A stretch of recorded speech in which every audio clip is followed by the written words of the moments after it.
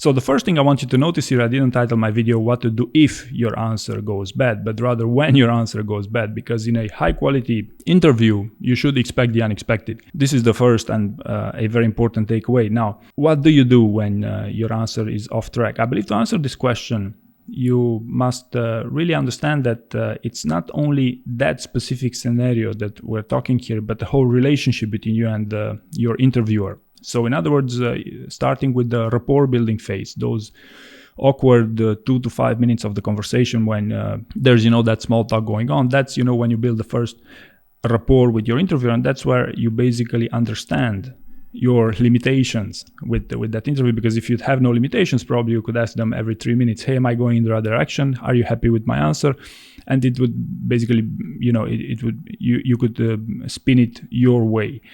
But, more often than not, these interviewers want to give a direction, have a rapport within that conversation. It's only to a certain extent that you can interrupt them or, show as not convinced of something, or because what happens is that the counterexample here, if that your interviewer is quite strict and you ask them every other minute, hey, am I going in the right direction? You will not send the best message to them. So these are the two extremes, if you want, when building rapport with an interviewer. So what do you do when you know that your answer has gone bad? Well, when your answer goes bad in two ways. First of all, by self-assessing, right? And when you self-assess your answer and you are, let's say, 90% through your answer and you realize that, hey, this is not the best example I wanted to communicate, what do you do then? In my opinion, without exception, you should say it as it is, tell it as it is on the spot. Hey, I just realized I have an incredibly good example that I would like to talk about.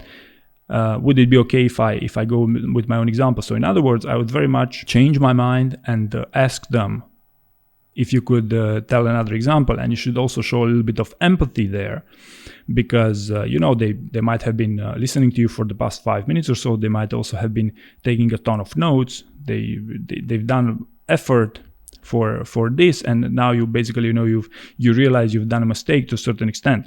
But in my opinion, it is essential in a behavioral interview to always use the best story. So even if you would be 90% through your answer and 90% your answer, you'd realize that you have a much better example, a significantly better example at least, I would still change my mind and ask them, hey, I have an incredibly good example that I just remembered of. Can I go ahead with that one? So I would change my mind no matter when my answer would go, if I would believe that I have a superior example, and I would have no problem expressing this to them. I've never heard of an interviewer refusing to take a second answer in a job interview. So keep this in mind.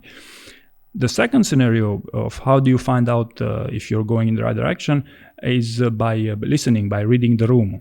And in my opinion, with these virtual interviews, is not as straightforward as it used to be, simply because the quality of the video, especially if you have 5 virtual on-sites, the quality of the video will has basically 0% chance to always be perfect. I mean, that perfect, so you can literally read your interviewer's facial expression if you want. Still, there are many ways that you could listen to the conversation, by their tone, by their reaction, so there could be such developments in a job interview. But in my opinion, and I know this as a significant differentiator between successful candidates, when the on-site interview was a thing, that they all told me the same thing. Then it made a difference that I knew exactly what they're looking for by reading the room. So it's very important that you listen carefully into conversation.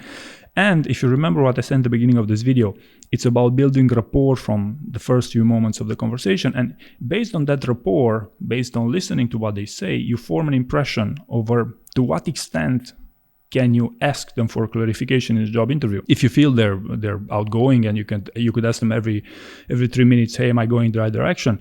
Then yes, you should probably do this, because that's when the best outcomes are. That's when you max out, if you want, the quality of your answers. But on the other hand, if they are more strict, if they are, like a bar raiser, if you want, although not all bar raisers are that strict, then probably, you wouldn't want to inquire all that much into the conversation. But if they give you any sign then you might be going off track. In my opinion, that's you should take it very, very seriously. So as a summary of what I'm discussing here, or what you're going to do when your answer goes bad. First of all, you expect such a situation. You embrace the possibility that, hey, my interview will not be perfect. And this is a very important first thing you want to do. Second, you prepared for this by building rapport with your interviewer. From the first moments of the conversation, you try to see, hey, what type of person they are.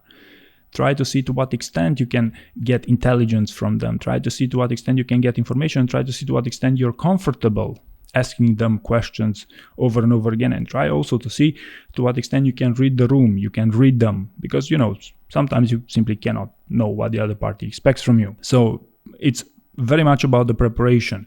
The second point I talked about here is, if you realize that your answer is not the best, especially for a behavioral interview, and you have a significantly better answer, change your mind on the spot. Apologize if you feel like, but realize that you must change your mind, in my opinion, there. So you must really come up with the best example, and don't feel bad, if you are 90% through your answer and they listened to you all that much and they took, 3 pages of notes. No, still I would go with a new answer, right? If I realize that my new answer is superior. The other idea I communicated here is to listen carefully to whatever they have to say. And this, in conjunction with building rapport with them, will hopefully give you, insight as to how to react. What's the best reaction that you might have if you feel like something is going as maybe they're being too quiet.